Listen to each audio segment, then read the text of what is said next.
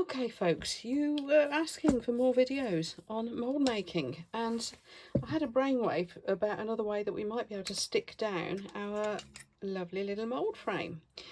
And that idea is spray mount, because in doing so maybe we can also stick down our item.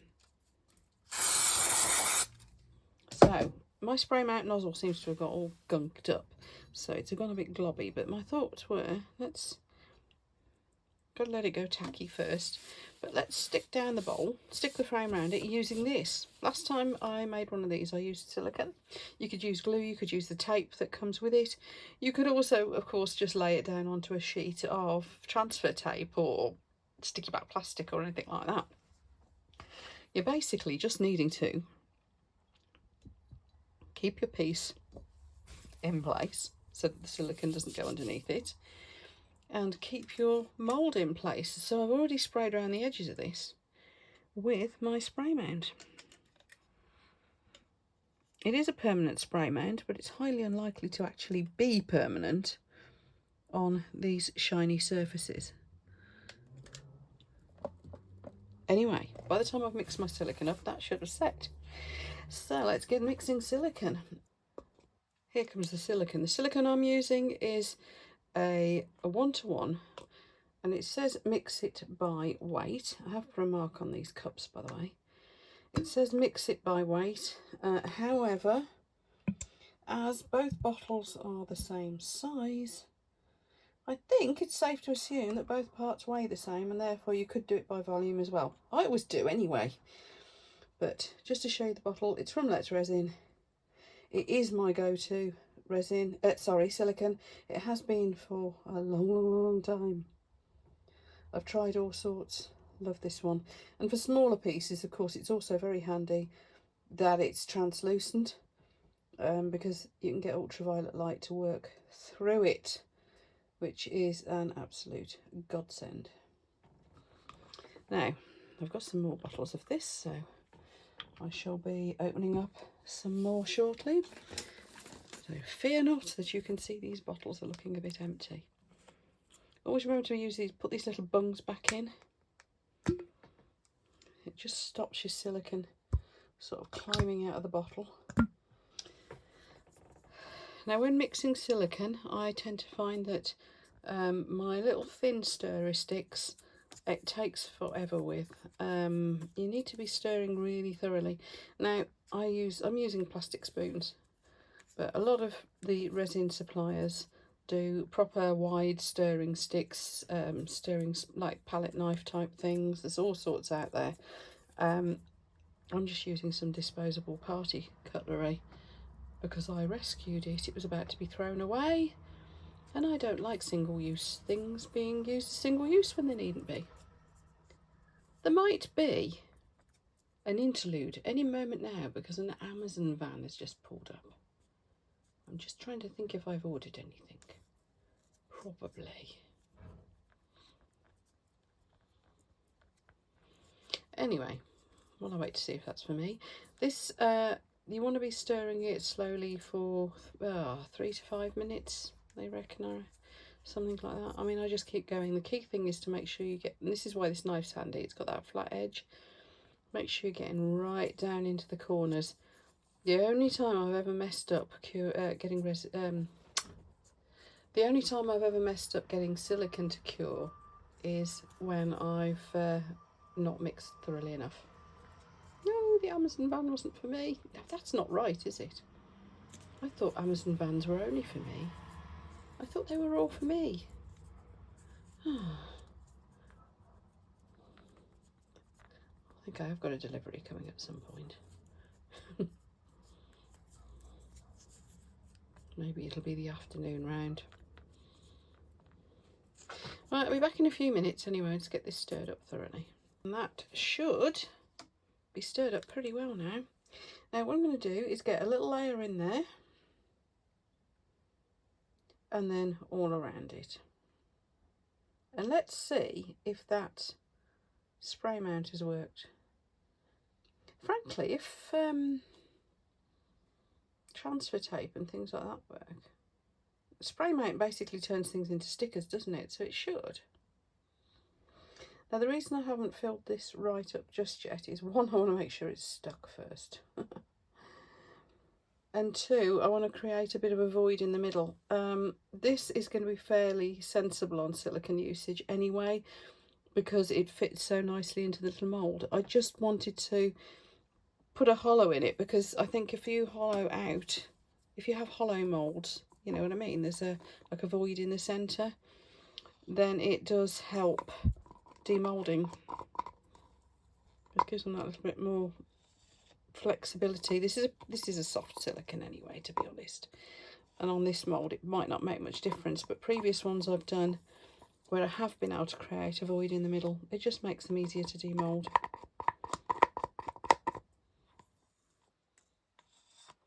So I'm just going to let this kind of mostly cure, and then I'll plonk something in the middle, and then I'll fill up the entire mould, and we'll finish it. This stuff, it cures really quickly. I found the alternative that I used briefly was very good, but it did take pretty much all day to cure. This is it's pretty, you know, you can almost demold your mould in a couple of hours sometimes. Depends how warm the atmosphere is. There's no point putting heat under it, by the way, and that doesn't seem to really do a lot. It just causes bubbles, which, as this is such nice bubble free stuff and debubbles really, really well, if you do get any in it, seems a bit of a shame. Right, so yes, I'm just going to let that sit, and then what I'm going to do is put something sort of kind of oblongish in the middle. Oh, I know what I've got. About one of these little pots I've been making. If I sit that in the middle, that would be a nice, just the right size void, wouldn't it? Ah, there we are. Right, we'll be back and do that, but I'm going to give it a couple of hours to let it solidify somewhat first. Okay, this is all well and truly set up, so very simply just going to plonk this in the middle ish. It's got a reasonable amount of weight to it anyway, but I'm just thinking I could put something heavy on the top of it. Don't know what. Glass bottle, that's fairly heavy. Just pop that in it just to make sure it stays put. Now I'm just going to chuck some more silicone around it, bring it up to the level I need it at. Job done, really. So yeah, there's my silicone pot. Just going to mix up a bit more, top it all up, and away we go. Right, so this should be the last batch going in. As you can see, I've chucked in some scraps as well, because yeah, it all helps pad it out and it reduces waste. So another lot of silicone going in, again getting right into the corners, making sure I've scraped all the way around, and we're just going to pour it in. Now I'm hoping that sometime today I should be able to get this all out of the mould frame and we can have a look at it, because this silicone does cure really nice and quickly, and hopefully we'll be able to see the benefit of putting this hole in the middle other than just saving silicone, which of course it does. Oh no, I've got some on the mould, on the bowl.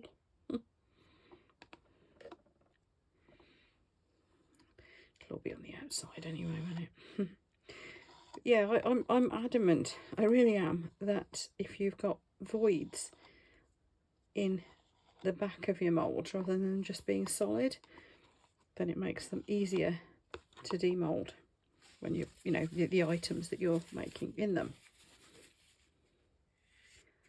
Probably shouldn't have used this little pot, should I? Just trying to get the silicone off it. It'll be all around the outside as well, won't it? Oh well. Clean it up and varnish it. Oops. So there we are. So yeah, we're back soon, basically. As soon as this is cured, we will. Looks like I'm going to end up with a bit sticking out there, but I don't mind.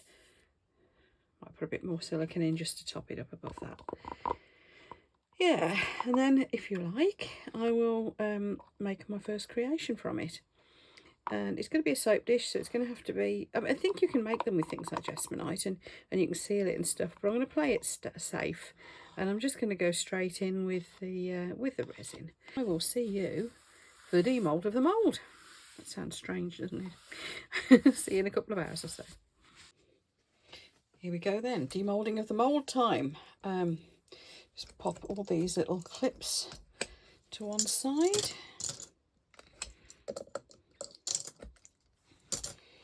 I'm hoping this will come out okay, because it'd be a shame if I've wrecked it. Anyway, first thing I'm going to do is peel off the backing. It seems to have stuck a bit too well, if I'm honest. Usually it comes off a lot easier. Oh, of course I used the spray mount, didn't I? Okay, note to self, spray mount, no. Stick with the silicone method. Oh, it worked, but I've now got to get that off there. Anyway, it worked though. Right, forgotten I'd done that. I'm a person of little brain at times. Let's do... I tell you what. This all feels... Oh, the silicone's okay. Just feels wet. Right, so there I rest my case about not using glues to stick your frame down. I mean, obviously you can use the stuff that they actually send, which is tape. I just find it a bit faffy, that's all. But glue can react, you know, like plasticine can react with your silicone. Well, it does react with your silicone. You don't get that, you don't get a proper cure if you're not careful. And that might be what's going on here. So, I hope not. It feels okay. I'll just give it plenty of time to air. As you can see, we've just got a few little bits. That's nice and clean. That was the reason for using the spray mount, really, was to... Well, the spray mount was really messy and horrible, if you remember rightly. But it was to... Yeah, that has definitely stopped the silicone from curing, but it was to stick the bowl down. Note to self, don't do that again. Because though it's worked, it's pretty horrible. Anyway, the mould will be fine, I'm sure. So let's see if we can get this little guy out. That might be a no. Let's try and get the bowl out first. And that looks like that's going to come really easily. Look at that. Excellent. I'll tell you, this silicone is such good stuff.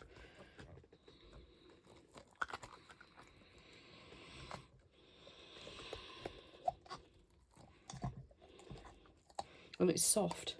It's lovely and soft. You can see how soft that is. Look how shiny. It's really picked up the shine. Let me just clean off those little bits of gooiness from around the edges. Should be able to get this out now easy enough as well. Oh, mistake. Mistake. This is, because it is porous, it's really, really hard to get out. And, of course, some silicone's got into the little pot. Doesn't matter. I should do something with that. Right. Looks like we've got a nice clean mould. So, there is our mould. Just going to give it a little wipe round. And it looks like that looks fine. So, let's have a little bit of a clean up. And what say we chuck some resin in it? Right, let me get my mask and gloves. Excuse me if the sound changes. I think I do quite well with trying to keep the sound right. Back in a moment. Right then, I've decided to be a little bit girly with this one. And I'm going for white shimmer. This is from Just For You Online, and it's a pigment paste.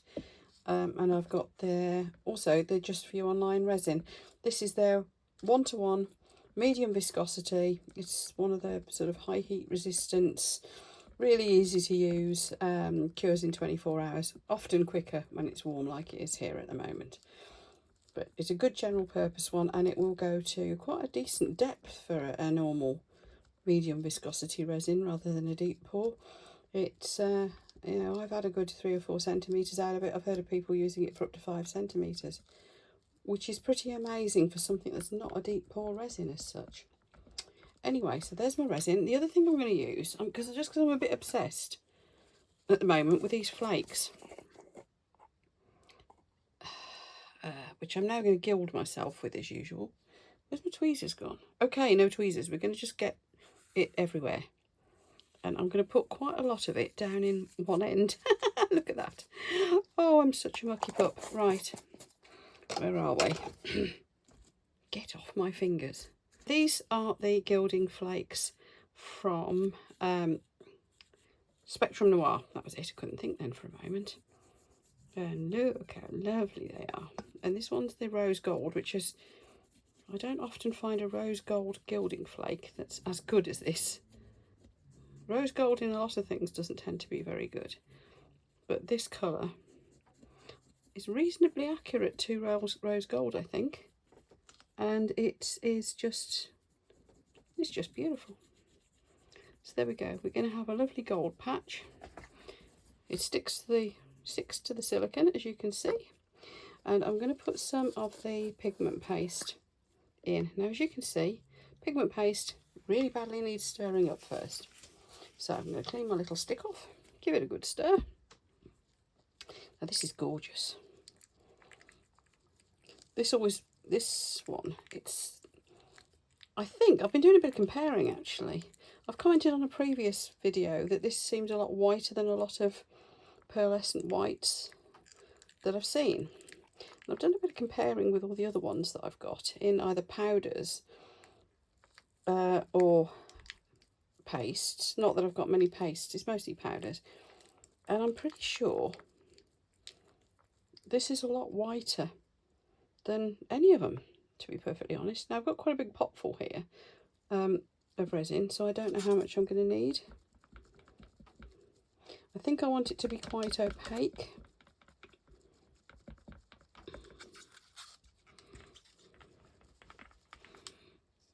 Yeah, I might go for just a little bit more. So that is a big pot of resin, because I think this is going to need quite a lot of resin to fill this up.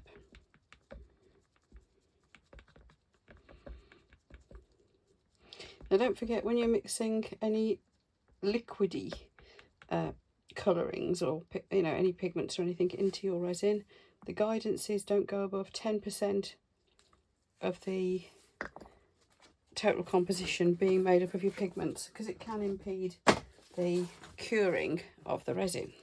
It actually says on the lids as well, it does tell you on these pots to remind you that there's that limitation. If you're using a powder, use as much as you like, because you're not going to mess up your curing ever, I don't think. I've never managed to put that much powder in that I can't get my resin to cure, so we'll see. Right, I'm just going to chuck this in now. So a very simple make, but largely for the testing out of the mould. And look at that, that does take a lot of resin. I'm just going to mix a bit more up, and I will just top that up, and then we'll have a look tomorrow and see what that has cured like. Okay, see you tomorrow. Oh, I'd got this half out before I realised I hadn't pressed record. Oh dear. Anyway, here we are. It's coming out nice and easily, as you can see. Got a little bit of tidying up to do around the bottom here. Yeah, I shall go around with either a craft knife or a deburring tool or just a nail file. We'll see how it goes. Right, here we are. Isn't the pearliness nice?